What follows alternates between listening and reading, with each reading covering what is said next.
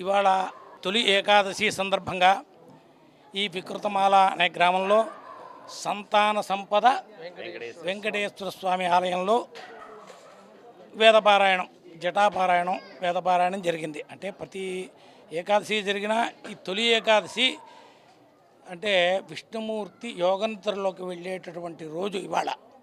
4 మాసాలు క్షీర సముద్రంలో యోగంలో ఉంటాడు మహావిష్ణువు. అటువంటి పుణ్యప్రదమైన రోజున మన డాక్టర్ గారు హరిప్రసాద్ గారు ఈ వేదపారాయణ కార్యక్రమాన్ని ఆయన ఎప్పుడు అనుకున్నా కూడా ఇవాళ అనుకోకుండా చాలా విశేషమైనటువంటి రోజున అందరికీ కూడా పుణ్యప్రదంగా, అంటే ఇది కేవలము చెప్పిన వాళ్ళకే కాదు, ఇది దాతలకి ఎవరైతే ఈ సంకల్పం చేసుకున్నారో వాళ్ళకి, ఎవరైతే విన్నారో వేద పఠనాన్ని వాళ్ళకి, ఎవరైతే చెప్పారో మాతో సహా అందరికీ పుణ్యం సమభాగంగా వస్తుంది. అటువంటి పుణ్యప్రదమైన రోజున ఈ వేదపారాయణ జరగడం ఈ గ్రామానికి అంతటికీ, గ్రామం లోకక్షేమార్థమే.